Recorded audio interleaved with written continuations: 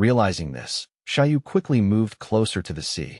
In his mind, he understood that approaching Levi recklessly would now be far more difficult. A cruel smile slowly spread across his lips as he coldly declared that what they had experienced so far was only the beginning of their nightmare. At that moment, Levi's system suddenly issued a serious warning. It detected the formation of a special magnetic field around the energy body, which was now condensing into something called a God sphere. After repeating several urgent mental alerts, the system's signal began to flicker and break apart before disappearing completely. Inside Steven's mental world, his brows furrowed deeply as a troubling thought surfaced in his mind. The opponent before them was a Diego Lord rank. Steven then glanced to the left, using his mental perception to carefully evaluate Hamu's condition. He noticed that Hamu's mind was unstable, and the steam energy that fueled his thermal power was becoming dangerously volatile, as if it might explode at any moment. Then Steven shifted his gaze to the right and quietly looked toward Mail.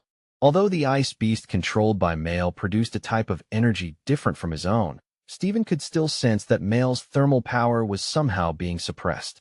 Finally, his attention settled on Levi, the newly arrived Lord rank from Lungo. Levi seemed stronger than all of them combined. Steven suddenly realized that if he truly wanted to become the strongest person alive, then Levi was the one he needed to defeat. Back in the real world, a dangerous glimmer flashed across Steven's eyes. He slowly raised his gun, while wearing a mocking grin that suggested he had already made up his mind. But Steven was not the only one being influenced by these thoughts. At that same moment, Michael was also staring intently at Levi. Although Levi was known as a spatial-type fighter, his power had clearly surpassed that of Object 99. Watching him closely, Michael began wondering just how much stronger Levi truly was. Curiosity pushed him forward. Mail planted his feet firmly on the ground and quietly prepared himself for battle. He thought that in the future, the global stage would decide whether Diego or Lungo deserved greater recognition. Meanwhile, the third member of their team, Hamu, struggled internally against the thoughts rising within him. He was furious about what had happened on this island. The newly arrived ruler from Lungo had completely stolen the spotlight during the entire mission. Hamu couldn't stop wondering irritably whether being a spatial-type fighter really made someone that impressive. Noticing the way Mail kept looking at Levi, the young man felt a hidden surge of anger, especially since even the goddess seemed to keep paying attention to the protagonist. Clenching his fists tightly, Hamu sank deeper into resentment and rage, silently swearing that the moment he got the chance, he would beat the hero nearly to death. The thought amused him so much that he let out a strange, almost crazy laugh. Then he snapped back to reality and suddenly rushed forward from behind Levi. In that instant, his fist came within just a few centimeters of the protagonist's body. But Levi had already sensed danger approaching. He remembered that Jasper was standing behind him, and he absolutely could not allow him to get hurt. Looking briefly toward the young man, Levi reminded himself of the promise he had already made, to protect Jasper no matter the cost. A fierce determination filled the protagonist's eyes. Anyone who dared to approach them would be destroyed without mercy. In the next instant, Levi leapt sharply into the air, effortlessly dodging the combined attack coming from 3 different opponents. Then he moved with lightning speed behind Steven and delivered a devastating kick. The force of the impact spread outward in a powerful shockwave that traveled nearly 100 meters. Steven was thrown violently to the ground, coughing heavily while struggling to catch his breath. Levi stared down at him coldly. Without hesitation, he crushed Steven's hand beneath his foot, and blood instantly burst out. Seeing this brutal scene, Jasper's face turned pale with fear. His entire body trembled as he watched in horror. When Levi suddenly heard Jasper's voice calling his name, the fierce expression on his blood-stained face froze. At the same time, Levi slammed his fist down toward the Ice Crystal Beast King, red energy swirling violently around his hand. Mail stared in shock at the shattered body of the beast, unable to believe that its powerful icy defense had been destroyed with just one strike. Confused, he desperately tried to figure out where Levi had moved next. But before he could understand, a shadow flashed behind him. A dangerous light flashed in the protagonist's eyes as he kicked the ice beast brutally in the back of its head, while it was still shielding Male. The head of the Beast King cracked apart with a loud fracture before finally collapsing. With the beast destroyed, Male lost his support and began falling helplessly toward the ground. But Levi wasn't finished. He delivered another powerful kick, this time directly toward Male, increasing the speed of his fall. Male slammed face first into the ground. The impact shook the sand around him as he spat out blood and struggled weakly to stand. The protagonist slowly turned his head. Behind him, Stephen lay completely immobilized on the ground, covered in blood. Levi calmly formed a blazing fireball in his left hand, his eyes cold and filled with clear killing intent. Soon thick smoke spread around him as the flames grew stronger, forcing Hamu to rush forward through the heavy curtain of smoke. He held a small knife in his hands while another blade was clenched between his teeth. He couldn't understand how someone with spatial abilities could also control the fire element. But in the next second, his eyes widened in pure horror. Levi had already appeared silently behind him. Hamu tightened his fist, preparing to strike, but Levi moved faster. With a single blow, he launched him away at terrifying speed. Hamu's body flew sideways before rolling across the ground several times. When he finally stopped moving, he was barely conscious and completely unable to move. The hero calmly walked over and stood directly above his head. Then Levi slowly lifted his foot high into the air. Just as he was about to crush Hamu's head completely, a sudden scream from behind made him stop. The protagonist turned around sharply, his body still radiating a terrifying murderous aura.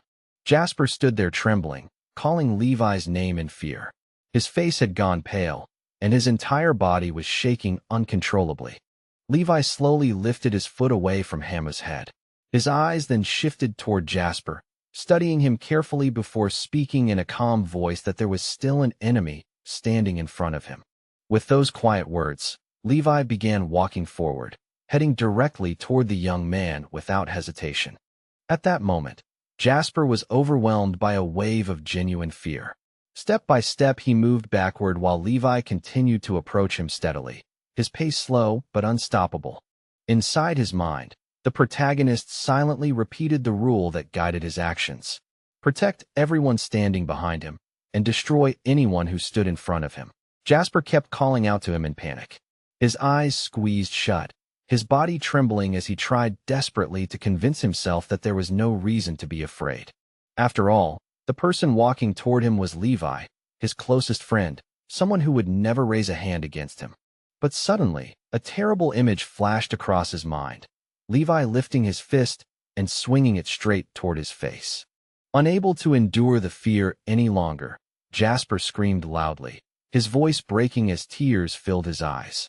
Just as Levi's fist was about to reach him, the messenger lying quietly in the hammock suddenly opened his eyes wide. He sat up abruptly, feeling an unsettling discomfort in his chest, yet unable to understand where that strange feeling had come from.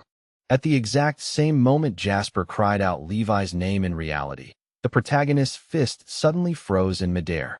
Then the system's voice echoed sharply inside Levi's mind, urgently calling for him to wake up and warning him that he had just been subjected to a mental attack. The system continued issuing warnings, explaining that if Levi allowed those dark thoughts to spiral out of control, he would completely lose his sanity. Because of his mental condition, his psychological defenses were fragile, leaving him almost defenseless against this kind of mental invasion.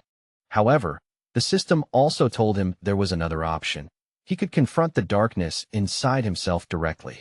At that moment, a fierce internal struggle began within Levi's consciousness. He faced the darkness in his heart, accepted its existence, and allowed it to become a part of him rather than denying it. Suddenly, memories began rushing back like a flood. He saw again the hospital room and himself sitting beside Jasper. Back then, Jasper excitedly talked about wanting to buy a watch. But the price was nearly 9 million, far more money than they could ever afford. After saying that, he simply laid down on the bed, deciding it was better to forget about it and go to sleep. But 14-year-old Levi had taken those words very seriously. Soon morning arrived, and a nurse could be seen pushing a medicine cart slowly down the hospital corridor.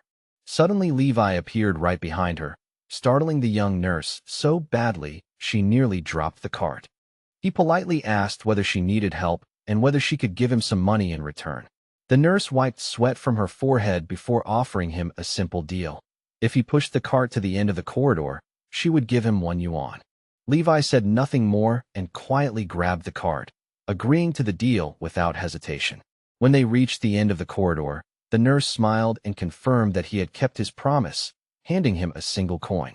Levi stared at the shiny yuan coin in his hand for several long seconds. Then suddenly he turned the cart around and ran off with it, only to return moments later and calmly declare that she now owed him 2 coins. The nurse watched in confusion as the strange boy kept disappearing down the hallway and returning again and again. She felt like she was about to lose her mind because Levi continued pushing the cart repeatedly until late evening. Finally, he stopped in front of her again and calmly announced that the total payment she owed him had reached 30,000. The girl was completely stunned. When she finally understood what he meant, anger filled her face and she began scolding him loudly, accusing him of trying to rob her. But Levi calmly reminded her that she had promised to pay 1 yuan every time he pushed the cart, and he had completed that task 30,000 times. The nurse nearly lost her composure, clutching her head as she tried to calm herself by remembering that the boy in front of her was mentally ill. Just then a man with slightly graying hair approached them. It was Director Shah, who kindly asked what was going on. The nurse immediately burst into tears while pointing at Levi, complaining that the boy had tricked her. Levi simply stood there holding the cart handle, listening silently to everything. The girl wiped her tears with a handkerchief while the director gently patted her shoulder, reassuring her that nothing serious had happened. Then he turned to Levi and handed him a piece of paper with 30,000 yuan written clearly across it. Director Shah explained with a warm smile that the check represented money Levi had honestly earned that day. Seeing the check and hearing those words, Levi's face lit up with genuine happiness. He thanked the director and hurried away, clutching the paper tightly in his injured hands. Behind him, the nurse and the director remained standing there, both relieved that the boy had finally been made happy. But just as Levi reached the hospital exit, he suddenly turned around and said he would come back tomorrow to help again. The nurse's smile instantly vanished, and even the director's face turned pale at the thought. Meanwhile, Levi happily hurried back toward Jasper, eager to tell him that he had managed to earn some money. But before he could finish speaking, Jasper excitedly waved at him and announced that he had finally bought the watch. The old shopkeeper had given him a huge discount, so the watch had cost only 1 coin. In fact, he had traded a bottle of cola for it. Levi let out a quiet, slightly sad chuckle while quickly hiding the check behind his back. He laughed again, but this time the smile on his face carried a faint trace of sadness. Later that night, while Jasper slept peacefully in the bed beside him, a pair of footsteps slowly approached. Levi stood there in silence, his expression gloomy as he stared at the sleeping boy. He raised his hand to his mouth, ran his tongue across his fingers, then stretched his damp palm toward Jasper several times. The next morning, as the sun rose above the horizon, a sharp cry suddenly broke the quiet air and startled the birds outside the window. The protagonist woke up abruptly. Beside him, Jasper was crying loudly while calling his name. Seeing that Levi had awakened, Jasper quickly held out his wrist to show him the watch, but the numbers and hands had completely disappeared. With a devastated expression, he said the watch was broken. He had only bought it yesterday and had been looking forward to using it.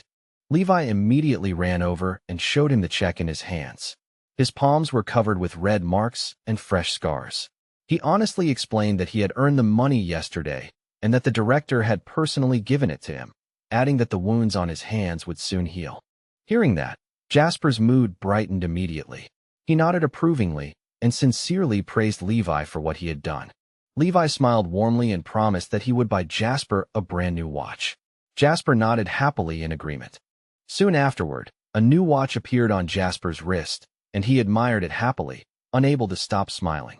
Sitting beside him, Levi explained gently that this new watch had cost 30,000 and was far better than the cheap ones Jasper used to wear.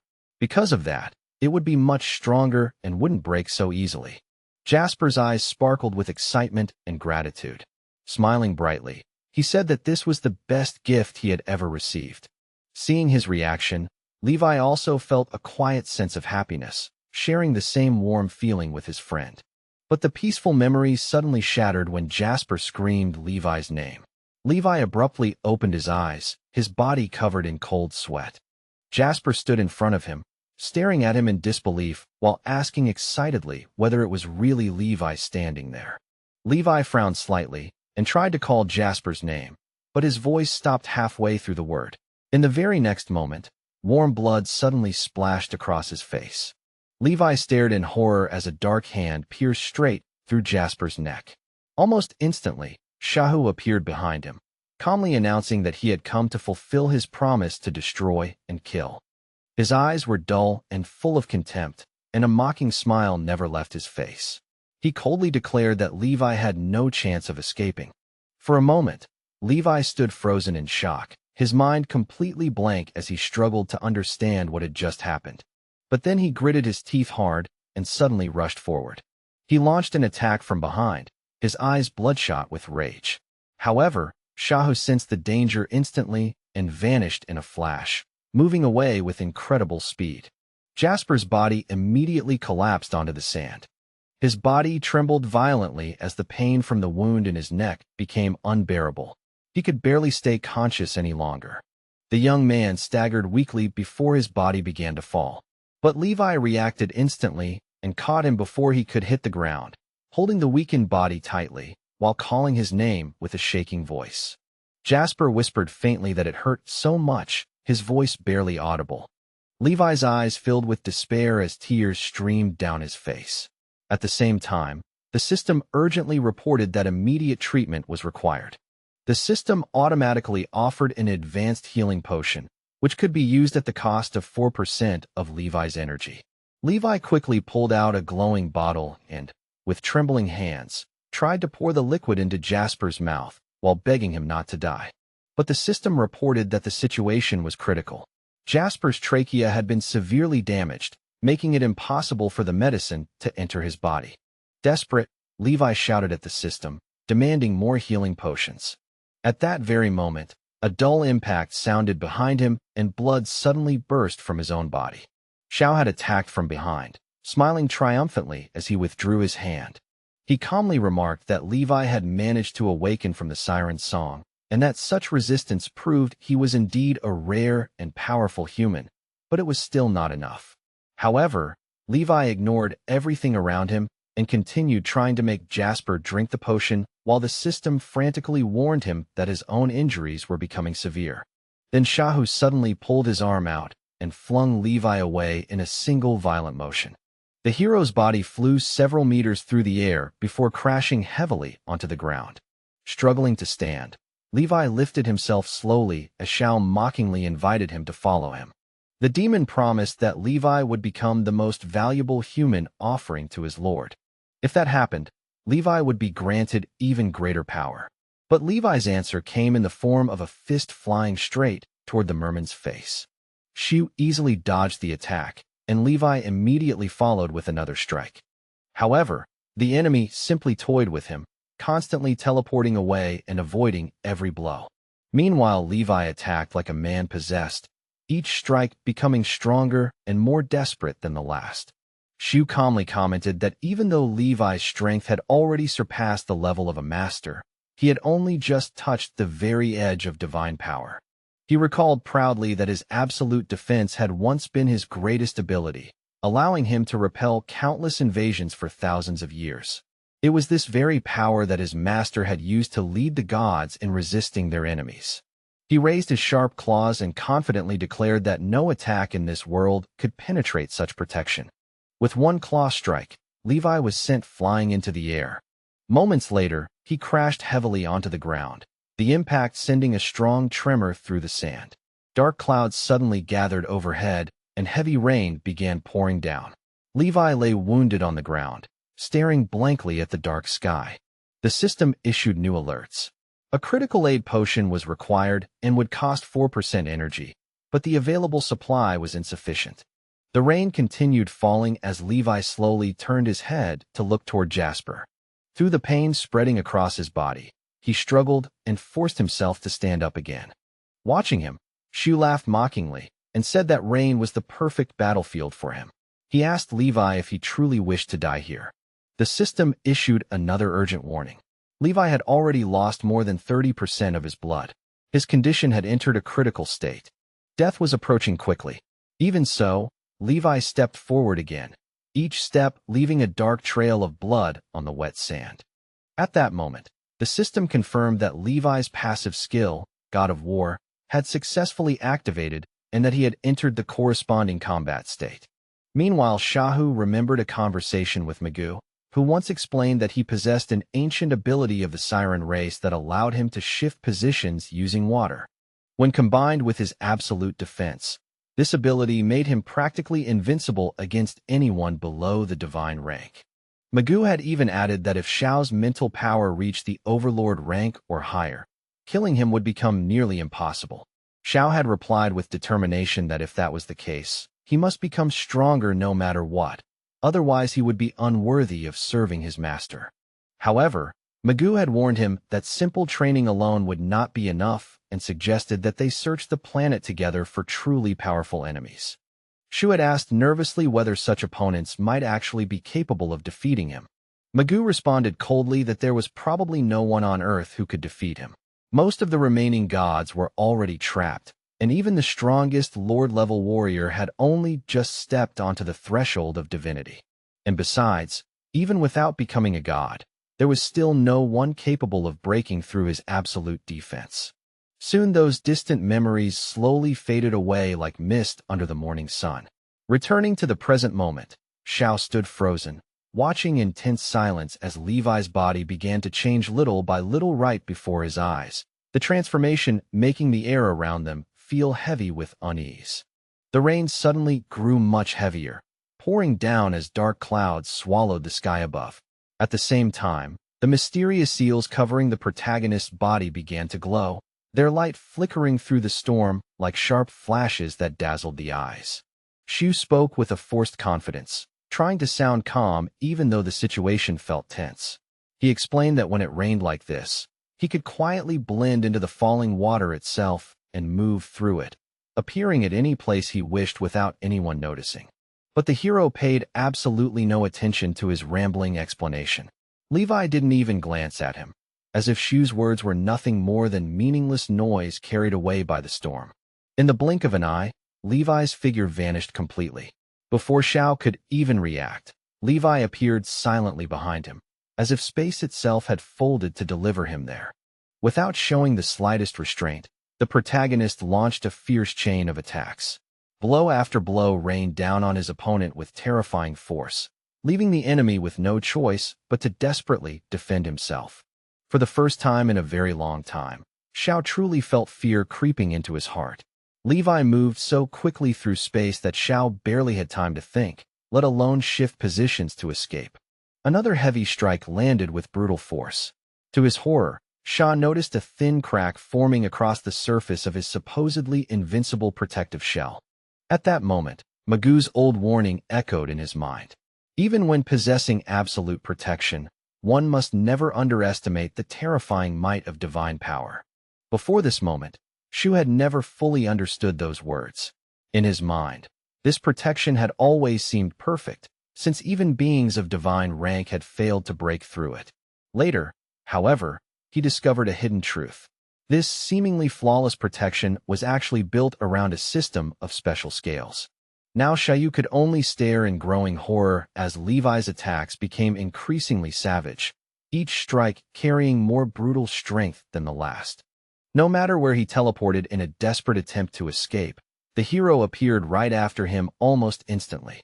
With every clash, the cracks in his protective barrier spread wider and wider. Driven by anger and desperation, she tried to counterattack with his claws. In the next instant, the mermaid's sharp claws slammed directly into the hero's iron-like fists. The collision released an enormous shockwave. The ground trembled beneath them, and Shu's protective layer suddenly filled with a web of fractures spreading across its surface. At the exact moment his defense began to collapse, his once razor-sharp claws twisted unnaturally. They bent and deformed as if crushed by an invisible force. One of his hands was suddenly pierced through. Xiao froze where he stood, shock flooding his mind as he stared at the horrifying injury. Grimacing from the intense pain, He quickly jumped backward to create distance from Levi. His face twisted as he struggled to endure the burning agony. The thought that a mere human could injure him after 1,000 years felt completely unbelievable to him. But Levi gave him no time to recover. Without even a second's pause, the hero rushed forward again with unstoppable momentum. The confidence that once filled Xiao's eyes vanished completely. As fear took its place, fragments of an old memory surfaced in his mind. The moment when an iron rod tipped with a dagger pierced through his master's defense and struck the hidden reverse scale. After that strike, the scales had fallen away one by one. The once perfect protection shattered, and only then were the invading forces able to truly harm its owner. Because of that ancient battle, several of those powerful scales eventually scattered across the mortal world. Absolute defense without the reverse scale was never truly complete. It could only block attacks that were weaker than divine power. Now the rain continued pouring endlessly from the sky, while Levi's attacks grew more violent and relentless. Massive cracks now covered nearly the entire surface of the Rousel's protective barrier, threatening to collapse at any moment. Looking at the hero with rising terror, Xiao watched as Levi gathered all of his strength into a single devastating strike. Once again, the words he had heard long ago echoed clearly in his mind. Magoo had once warned that without the scales, absolute protection would become completely useless. And now Levi's powerful blow finally shattered Shay's last remaining defense. He screamed loudly as blood burst from his mouth. The crushing impact sent sand and dust flying wildly into the stormy air. With one arm broken, he froze helplessly, unable to resist any longer. Levi endured the enemy's final struggles and stepped closer, lifting his leg to strike again. His foot slammed down hard on the enemy's tail. Although Shahu tried desperately to avoid it, the tail still snapped with a sickening sound as blood sprayed into the rain. The enemy's body was violently thrown toward the sea, while a severed fragment of the tail remained lying near the hero's feet. The main character immediately teleported beside him once more, preparing to deliver another merciless strike. Lightning tore across the dark sky above, and Xiao felt the overwhelming pressure of Levi's terrifying power pressing down on him. Another brutal blow struck him. His body slid across the sand soaked with blood before finally coming to a stop. Struggling painfully, he lifted his head and saw Jasper standing in the distance. At that moment, a bitter realization filled Xiao's heart. He had never once imagined that he could lose to a human. Yet before he could even finish that thought, Levi was already standing above him, raising his leg for the final strike. The foot came crashing down violently, forcing him to choke once again as blood spilled from his mouth. For a moment, the world fell silent beneath the heavy rain, an oppressive quiet hanging in the air. Deep inside, Xiao reluctantly admitted something he had never wanted to accept. Over the past 1,000 years, humans had truly grown much stronger. Levi slowly lifted his foot away. Xiao's face had already turned pale, and the scales covering his body began falling off one after another. Soon, the scattered scales from the broken tail and damaged body began rising slowly into the air. They drifted silently through the rain, moving toward Jasper, who still lay motionless on the ground. Then, quite suddenly, those glowing scales began merging into his body as if drawn by an unseen force. Watching this strange scene, Shahu was completely stunned. He could not understand why his master's scales were reacting in such a mysterious way. His body trembled weakly as he whispered his master's name with fading strength. Stretching out his bloody hand, he began to sob quietly, realizing with painful clarity that his own actions had led to the death of the master he had served. Xiao's battered body lay at Levi's feet, half buried in the wet sand as he desperately tried to crawl toward Jasper, leaving a dark trail of blood behind him. His mind was overwhelmed with unbearable guilt, tormented by the realization that he had once again harmed the person he respected the most. At that moment, the hero stood above him like a shadow of death. Levi gathered the last of his strength and brought his leg down with ruthless killing intent. Xiao's head was severed cleanly from his body, and blood erupted into the air like a crimson fountain. In the final moment before death claimed him, he could only silently apologize to Jasper. Right then, a flood of memories suddenly rushed through Xiao's mind. When he was still young, He once watched his master with curiosity and asked what he was writing so carefully. The man had calmly explained that they were divine records. If he ever disappeared one day, those records could be used to strengthen the barrier protecting this world. Those words confused Shu deeply. He simply could not understand how a god could ever disappear, since deities were supposed to exist forever. But the man patiently explained that gods were born from faith itself, and because of that, they carried the duty to protect the place where that faith existed. Protecting this world was the mission he had accepted. For that purpose, he was willing to live for 10,000 years, or even sacrifice his own soul completely if necessary. That realization struck Sha like a bolt of lightning. For the very first time in his life, he truly understood that a god might willingly sacrifice even his own soul if it meant protecting the world he swore to guard. Later, on a quiet night beside the still pond, Shao raised his voice while arguing fiercely with Magoo. With burning determination, he insisted that no matter what happened, he would never allow anyone to harm his master. In response, Magoo gave him a cold and almost indifferent reminder. There was no one else around that night, only the two of them, and there were certain responsibilities that only they could possibly carry out. Hearing those words only made Shahu angrier. With blazing eyes, he accused the other man of secretly planning to exploit his master's trust, forming a conspiracy that would eventually betray him. Yet Magoo kept his emotions hidden behind a calm expression. Instead of arguing directly, he spoke quietly about survival, about continuing to exist for as long as possible, perhaps even reaching a state close to immortality. Shao's anger exploded at those words. He shouted that such a life would be completely meaningless without his master, and that if forced into such a choice, he would rather destroy the entire world than accept it. It was at that exact moment that Shao noticed something strange, a faint smile appearing slowly on Magoo's face. Without saying another word, Magoo simply turned around and walked calmly back into the house, leaving Sha standing in the pond. Before disappearing inside, he confidently tossed out one final remark, that one day, Shao would eventually come to agree with him. Not long after that, Shao sat quietly beside his master, who was completely absorbed in his work. Xiaoyu watched him with shining admiration, constantly moving back and forth nearby like a loyal shadow. Suddenly, without warning, the master began coughing violently. A moment later, he spat out a mouthful of blood. Startled and frightened, Shahu rushed toward him in panic. Yet the man simply raised his hand calmly and assured him that everything was fine.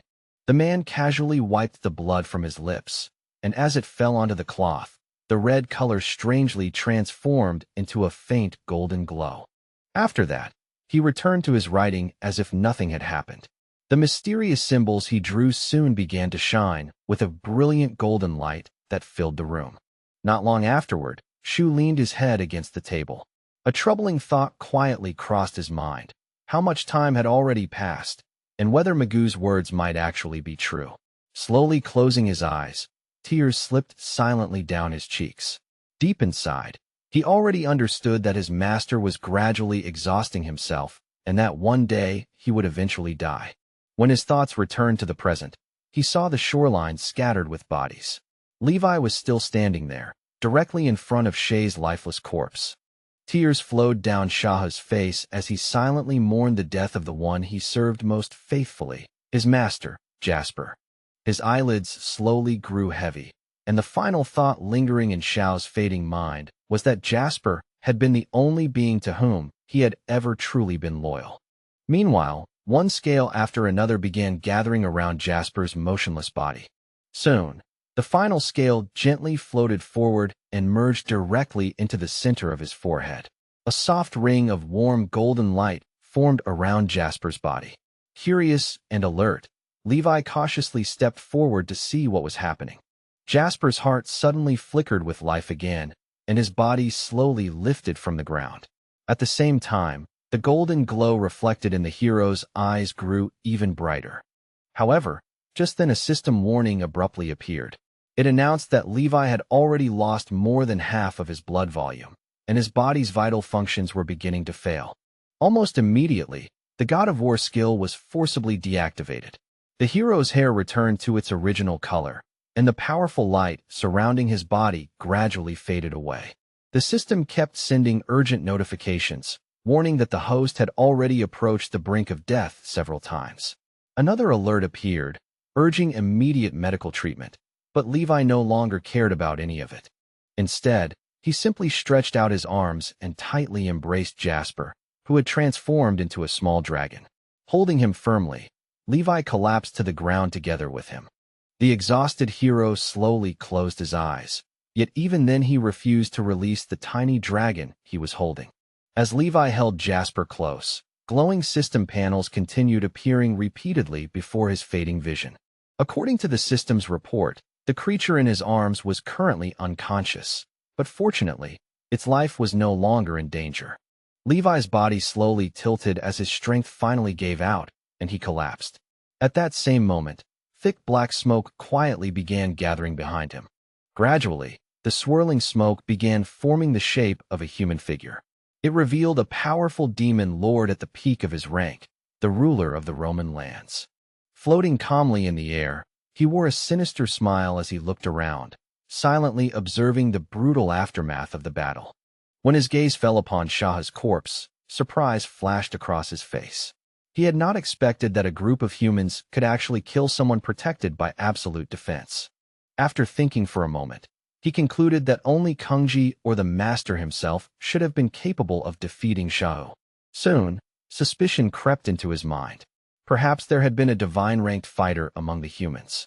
Muttering to himself, he began scanning the battlefield while a dark idea slowly appeared in his eyes. He casually raised his claws, deciding to inspect the fallen fighters one by one. His gaze soon settled on Levi lying on the ground, noting that he was the closest to Shei. Meanwhile, somewhere else, a group of girls excitedly burst into lively chatter, enthusiastically discussing the sudden appearance of the messenger. They admired his striking appearance even though he was not human, whispering to each other that he had already reached the powerful rank of a lord. Some of them happily pointed out that the messenger had arrived at the branch completely alone, and they curiously wondered about his true identity. Yet despite their different guesses, they all agreed on one thing, that he was the most beautiful satellite they had ever seen. At that moment, inside a quiet room, One Eye sighed tiredly and rubbed his temples. Hearing a knock at the door, he lazily gestured for the visitor to come in. As soon as the newcomer stepped across the threshold, the man recognized him immediately and let out a surprised breath. It was the messenger. The rooster entered with a clearly dissatisfied expression, pacing back and forth several times, leaving One Eye completely confused. Suddenly, the phoenix slammed his palm onto the table and angrily cursed, insisting that the entire situation was the fault of that wicked guy, not Levi or Jasper. Only then did One Eye begin to understand what was happening. Carefully, he asked if the messenger had come to find out when the protagonist and his partner would return. He added calmly that the messenger's anxiety was perfectly understandable. After all, 2 full days had already passed since their departure, and headquarters had received no news at all. He continued explaining that such a long delay could only happen if the rulers of several countries had gathered together or if some unexpected special mission had appeared. The messenger, feeling both embarrassed and irritated, grabbed his hair in frustration, unable to understand where this uneasy feeling in his chest was coming from. Turning away awkwardly, he finally asked in a slightly embarrassed voice whether One Eye happened to know where they were right now. In response, One Eye simply shrugged helplessly. Meanwhile, the phoenix nervously bit his own hand, clearly unable to calm himself. Then suddenly, realization flashed through his mind. He finally understood exactly where they must be. Rage instantly erupted inside him. He remembered that the man had eaten the eggs he had laid, and those eggs still carried traces of his energy. Meanwhile, Roman's sharp clawed hand slowly descended, stopping just a few centimeters above Levi's head.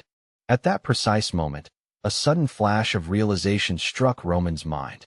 Sensing danger instantly, Roman activated his ability and retreated backward, narrowly avoiding a sudden elemental strike. Staring forward carefully, he began wondering whether the attacker might actually be the traitorous rooster who had once helped humans kill the phoenix. At that very moment, the messenger descended swiftly from the sky above. His anger grew even stronger as he clenched his teeth. Deep inside, he felt annoyed that people kept calling him a rooster, when in truth he was a proud phoenix. Roman responded coldly that even if he truly was a phoenix, many beasts had long considered him a traitor, and countless creatures dreamed of killing him. Hearing this, the herald calmly replied that he had now reached the level of a ruler, and such threats no longer frightened him at all. They faced each other beneath the dull gray sky, where cold wind pushed sand across the battlefield in restless waves. Roman stood calmly while carefully studying everything around him, silently analyzing the dangerous situation unfolding before his eyes. According to the intelligence he had gathered, this so-called traitor possessed a frightening ability, the power to devour and absorb the abilities of other demons. Even the legendary Phoenix flames had once been suppressed by him. The Phoenix himself was already standing on the edge of a breakthrough. Although he had not yet surpassed the overlords, the number of powers he had already consumed made him an extremely unpredictable and dangerous opponent. Roman understood that if something unexpected happened and he himself became the next target of that devouring ability, the consequences would be disastrous. After quickly weighing every possibility in his mind, Roman slowly relaxed the strength gathered in his palm. In the next moment, he changed his expression completely and offered the Phoenix a polite, almost flattering smile. He decided that open hostility was unnecessary. After all, their lord had once said that conquering someone's heart was far more valuable than simply forcing them into submission. The messenger immediately noticed this sudden shift in attitude and became cautious. But Roman continued speaking smoothly, explaining that his master was always delighted to welcome powerful talents. Even though the Phoenix's unusual abilities had caused others to brand him as a traitor, Roman admitted that his growth speed had surpassed that of almost every demon alive. In the past, he had been far too weak to even approach the Lord's domain. But now that he had finally reached the rank of an overlord, he was more than worthy of such an audience. Roman added with a faint trace of sarcasm that humans, in the end, were unreliable allies. He reminded the Phoenix that demons were his true kind. With a curious tilt of his head, he asked whether the Phoenix truly planned to spend his entire life standing on humanity's side and serving them.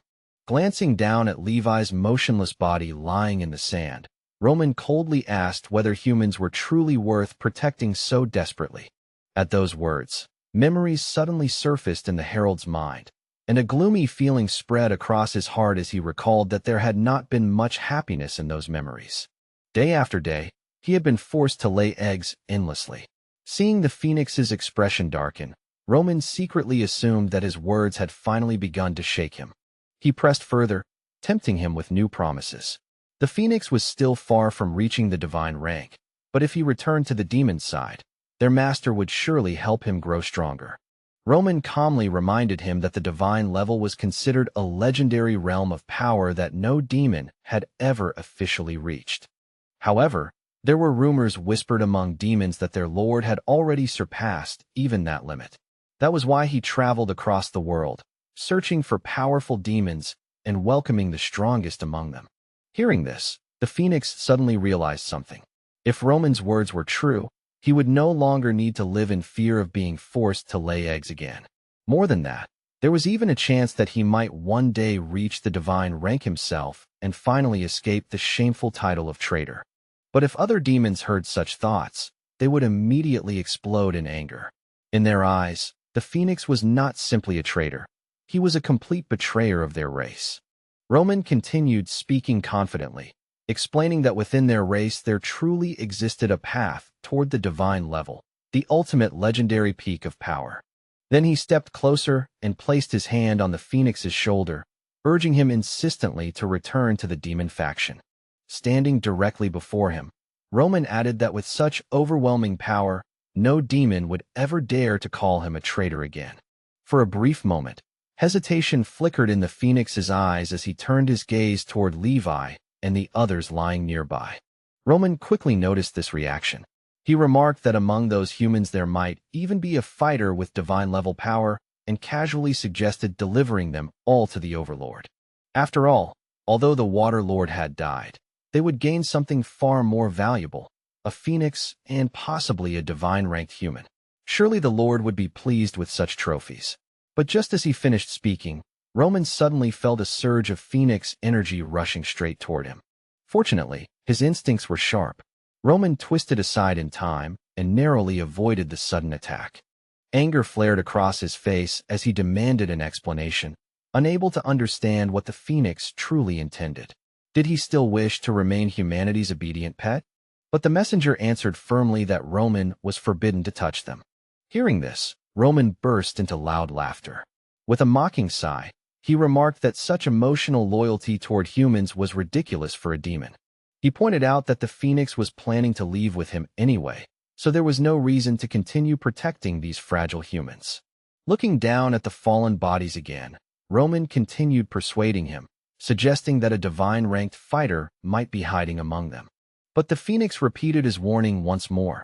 Roman was absolutely not allowed to touch these people. Roman finally lost his patience and roared angrily, reminding him that the phoenix had already agreed to return to the demon camp. That meant the lives of humans should no longer matter to him. The herald frowned deeply and replied that his decision would not change. Even though humans had sometimes treated him harshly, they had also protected him in the past. He explained firmly that without them he would still be nothing more than a third-rank creature, just an ordinary rooster who could never rise to the level of a ruler. Roman rubbed his head in irritation and coldly remarked that such devotion toward humans was simply excessive. It sounded absurd to him that someone who clearly sided with humans still claimed to despise them. In Roman's view, the phoenix had already grown too attached to them. The phoenix stared back sternly and reminded him that he was only one step away from the divine rank, meaning he had nothing to fear. Roman immediately snapped back, saying he had offered a far better path, but the phoenix had refused it and instead chose to defend these tiny humans. Roman's expression darkened as a cruel grin spread across his face. With open contempt, he called the phoenix nothing more than humanity's loyal dog. The phoenix immediately rejected the insult. He said calmly that it was thanks to humans that he had managed to rise to his current level, and now it was his duty to repay that kindness first. Roman no longer wished to listen. His anger burned fiercely inside him as dark smoke began swirling violently around his tense body. Standing opposite him, the phoenix studied the demon carefully and realized with surprise just how powerful his opponent truly was. That energy far exceeded the strength once possessed by the firebird. He quickly understood that even as a ruler, he would struggle to defeat such power in a direct battle. So he made a quick decision. In the next moment, a tall man with long white hair, fox ears, and a cold, icy aura suddenly appeared beside him. The newcomer was none other than Theo. Seeing him appear, the enemy's face instantly paled. He realized with shock that two rulers were now standing before him. After quickly assessing the situation, Roman concluded that this newly summoned figure must also be an ally, and possibly even the Phoenix's master. Meanwhile, Theo looked around for a moment as if recalling something. Then he turned toward the Phoenix and casually asked whether it was he who had summoned him again. The Phoenix gave a tense smile and pointed toward the enemy, admitting honestly that the opponent was simply too strong, so he had no choice but to call for help. Theo laughed loudly at that and proudly patted his own chest, declaring that he was always ready to come to the rescue. Then his eyes suddenly widened with surprise as he realized that his brother-in-law now looked far more majestic than before. Growing excited, he stepped closer and openly admired the Phoenix's new advancement, praising both his strength and his impressive appearance. The Phoenix puffed out his chest proudly, pretending to act modest even though it was obvious that he enjoyed the praise. Meanwhile, Roman watched their interaction and mocked their confidence silently in his mind. However, the Phoenix suddenly remembered the urgent situation. He quickly pointed forward, intending to suggest that they deal with the enemy first. But at that very moment, he froze. Roman had already vanished completely without leaving a trace. The demon, having thrown away all pride, had already fled in panic. Sweat soaked his body as he admitted in his heart that those two so-called traitors were far beyond his ability to defeat. The Phoenix pouted with clear dissatisfaction, feeling a wave of contempt toward how cowardly this so-called overlord had turned out to be. However, in the very next moment, the white-haired man suddenly sensed something strange behind him. When his eyes fell on the figure lying on the ground, and he realized exactly who it was, a terrified scream burst from his throat. Without wasting another second, he rushed forward and dropped to his knees beside the fallen body, carefully lifting the bleeding protagonist into his arms as if afraid even the slightest movement might worsen the injuries. After quickly checking the wounds, the man's expression turned grim. With clear alarm in his voice, he muttered that the damage was far too serious, so severe that even his precious blood rejuvenation pill might not be enough to save him. They would need something far more powerful now, perhaps even a rare holy medicine. Just then, Theo's eyes suddenly caught sight of a small bottle lying nearby that looked suspiciously like such a remedy. He immediately grabbed the bottle and inspected it closely. A moment later, his face lit up with relief when he realized the medicine inside was at least of heavenly rank. Without hesitation, he carefully opened the bottle and poured the liquid medicine into Levi's mouth, making sure the unconscious hero swallowed it. Soon after, Levi's breathing became slightly steadier. Even so, Theo could clearly see that without true divine medicine, completely healing such terrible injuries would still be impossible. Although the young man remained completely unconscious, his arms still held Jasper tightly against his chest, refusing to let go even in that condition. The messenger watched this scene with confusion, unable to understand why Jasper himself had never appeared. Carrying Theo along with the badly injured Levi on his back, he quietly fell into deep thought, especially after sensing the familiar energy vibrations of the eggs somewhere on this island. Meanwhile, Theo continued working diligently, carefully treating Levi's wounds, fully aware that one single medicine was far from enough. Suddenly, the phoenix paused mid-flight and wondered out loud whether he might have forgotten something important. Theo immediately gave him a sly grin and reassured him that nothing had been overlooked. After all, the combat saint-rank demon had most likely already been killed by Levi. Closing his eyes with a strangely pleased expression, Theo even wiped the saliva from the corner of his mouth, thinking about how incredibly valuable the meat of such a noble demon would be. The phoenix snorted quietly to himself, clearly unimpressed by Theo's excessive enthusiasm for collecting trophies. Theo casually explained that merman meat was extremely rare. However, since the upper half resembled a human body, most masters would probably refuse to eat it. Suddenly, Theo's expression darkened. Raising his hand, he released a powerful aura filled with unmistakable killing intent. But in the next instant, the atmosphere changed completely. Theo somehow pulled out a chef's hat, placed it on his head, and cheerfully began cutting up the newly obtained catch. Once finished, he stored the prepared meat inside his spatial storage ring, explaining that it could later be refined into a powerful water core capable of greatly strengthening attacks. The phoenix's eyes sparkled with excitement at this idea. He even clapped his hands happily, amazed at the endless possibilities this strange world offered.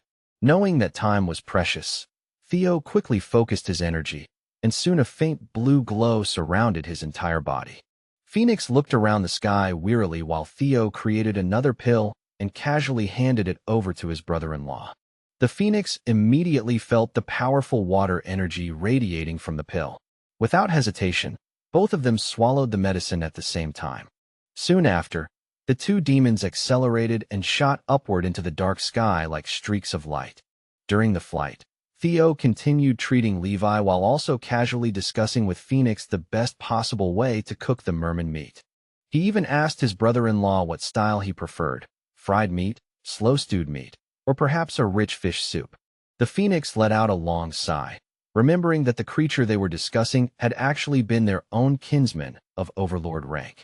Yet almost immediately his mood brightened, and he enthusiastically suggested preparing sweet and sour fish with pepper. Theo happily agreed with the idea and fully supported the recipe, while the phoenix again felt a faint sense that he might have forgotten something important. Far away, on a large island in the middle of the ocean, several unconscious figures lay scattered across the sandy shore. Sarah was the very first among the defeated team to slowly regain consciousness. Groaning softly, she sat up and rubbed the back of her head, muttering that the earlier blow had really hurt. Looking around, she noticed piles of wreckage nearby and immediately realized with alarm that Object 99 seemed to have been completely destroyed. Soon her gaze fell upon her comrades lying seriously wounded around her. Sarah's heart tightened as she suddenly understood that they had most likely been injured while trying to protect her. Folding her hands together, the girl sincerely thanked them in her heart and quietly regretted the harsh words she had once spoken. Gathering her strength, she began analyzing the situation and quickly discovered that all of her equipment had been completely destroyed. Without those devices, contacting the Alliance was impossible. When she touched her body, expecting sharp pain, she was surprised to feel nothing at all. Panic flickered across her face as she quickly checked herself again, only to discover that not a single serious wound remained. Confusion flooded her mind as she wondered who could possibly have healed her like this. Thinking back to the battle, she slowly concluded that it must have been that same mysterious man, because no one else there had possessed such power. Sarah began searching the area anxiously, but no matter how hard she looked, she could not find him anywhere. Remembering the moment when he fought against Object 99, she felt a chill of fear, knowing that such overwhelming power could easily destroy him. Sitting quietly on the sand, she sincerely wished Levi good luck, imagining him as a pure and flawless being with shining white wings. Soon her attention shifted to several needles nearby. She guessed that those must have saved her life and realized that her mysterious benefactor was probably someone from long ago. The girl clasped her hands and offered a sincere prayer before deciding to attempt sending a signal using the sand. The moment she touched the ground, a large sand statue suddenly rose from the surface, surprising even her. Sarah stared at it in disbelief, unable to believe that she herself had created something so massive. Meanwhile, far above in the sky, the phoenix continued flying forward and casually asked Theo about the progress of his little sister's hatching. Theo confidently replied that there was nothing to worry about since his brother was personally watching over it. Still, the phoenix asked somewhat doubtfully whether that arrangement was truly safe. However, Theo continued treating Levi while smugly assuring him that fire energy was actually far better for hatching eggs than water. The phoenix began sweating nervously as he remembered the unpredictable interaction between fire and water. He worried that because of her phoenix bloodline, the little sister would probably also be aligned with fire. A troubling thought crossed his mind that this ice element idiot could never manage such a task without his brother's help. He coughed awkwardly and looked away before gently reminding Theo that his little sister was still inside the egg and that it needed to hatch properly. Theo proudly pointed to himself and declared smugly that from now on, wherever they went, the little one would have to call him uncle. At first, the phoenix didn't quite understand the problem and wondered why they couldn't simply say that the egg belonged to his beloved. Theo immediately objected. His brother had been single for 900 years, and if he discovered that the egg belonged to someone else's beloved, he would surely become jealous. The phoenix waved the concern away. Even though the strange feeling that something was wrong still lingered, he simply couldn't figure out exactly what the issue was. But in the next instant, Theo suddenly noticed a bright red feather sticking out from the phoenix's tail, and his expression immediately turned dark. Without any warning, he suddenly reached out his hand and firmly pulled out the feather with clear determination, as if he had already made up his mind about what he wanted. The phoenix instantly let out a furious roar filled with both pain and anger. Spinning around sharply, he glared at Theo and demanded to know what on earth he thought he was doing. Theo, however, looked completely emotional. With tears shimmering in his eyes, he explained that the feather was incredibly beautiful and reminded him exactly of the feathers belonging to his beloved. He confessed that he was afraid that, as time passed, he might slowly forget her appearance. That was why he had taken the feather, so he would always have something to look at and remember her by. The phoenix stood there completely stunned, his mind blank. He awkwardly shifted from side to side, suddenly feeling an unexplained sense of guilt even though he didn't understand the reason behind it. At that moment, Theo looked at him with a pleading expression and timidly asked whether he could keep the feather for himself. The phoenix let out a long, tired sigh. Seeing no other option, he reluctantly agreed. Theo's face immediately lit up with pure happiness as he tightly clutched the feather in his hands. Then suddenly, a shocking thought struck the phoenix like lightning. If, after hatching, his sister's feather color didn't match the one Theo had just taken, this fool would definitely start suspecting something. The phoenix's face instantly turned pale green. His eyes darted around anxiously as he desperately tried to think of some kind of solution. In desperation, he convinced himself that even if the chick hatched with a different color, he could simply say that the girl's feathers changed naturally as she grew older. Meanwhile, far away at the headquarters of Yinhai City, the entire facility had fallen into a state of panic. One of the officers, after reading an urgent message, suddenly turned pale and slammed his hand heavily onto the table. He urgently announced that satellite systems had detected energy fluctuations belonging to demonic overlords, two of them appearing at the same time. Everyone present immediately froze in shock. Slowly, they leaned forward and stared nervously at the massive screen displaying the satellite feed. On the screen appeared a gigantic phoenix soaring through the sky, carrying Theo along with the severely injured protagonist on its back. The employees' hearts sank instantly. Their faces turned pale as cold sweat appeared across their foreheads. But only a moment later, everyone let out a long breath of relief after recognizing the messenger, admitting that they had nearly been frightened to death. At the same time, on the top floor of a tall building, One Eye stood silently, patiently waiting for the hero's return. When the herald finally descended, a powerful gust of wind swept across the rooftop around him. Phoenix and Theo landed in front of the building. Theo immediately jumped down, still carefully holding the unconscious Levi in his arms. The one-eyed man instantly recognized the hero and cried out in alarm. He rushed forward and urgently asked what had happened to him. The phoenix quickly transformed into human form and explained that he had found Levi in extremely critical condition on the island, but fortunately they had managed to find medicine to stabilize him. Then he crossed his arms, glanced at Theo with clear annoyance, and coldly clarified that this white-haired idiot was absolutely not his son-in-law. After that, he demanded to know the man's name. Theo instantly brightened with excitement.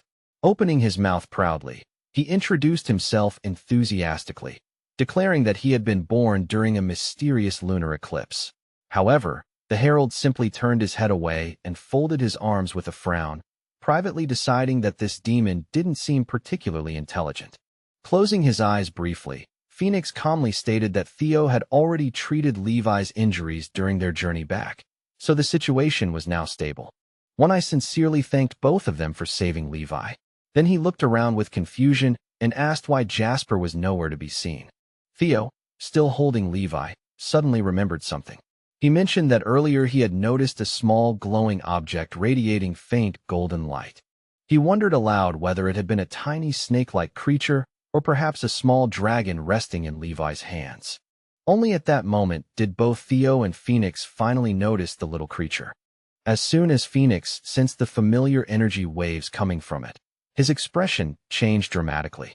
His eyes widened as he leaned closer to carefully examine the tiny glowing creature resting in Levi's arms. Gradually, the look on his face darkened with realization. There was no longer any room for doubt. It was Jasper. Phoenix also noticed how tightly Levi held the small dragon against his chest, even while unconscious. At that point, the messenger had no hesitation in his mind anymore. The tiny dragon was unquestionably Jasper. One Eye asked cautiously if it really was Jasper, but the messenger answered confidently that there was absolutely no doubt. Then One Eye wondered aloud why Jasper had transformed into a demon. The Phoenix admitted that he didn't know the reason. Everything had already been like that when they arrived. Stroking his chin thoughtfully, the man suggested that perhaps it was the strange ability of that sea demon that had caused this transformation.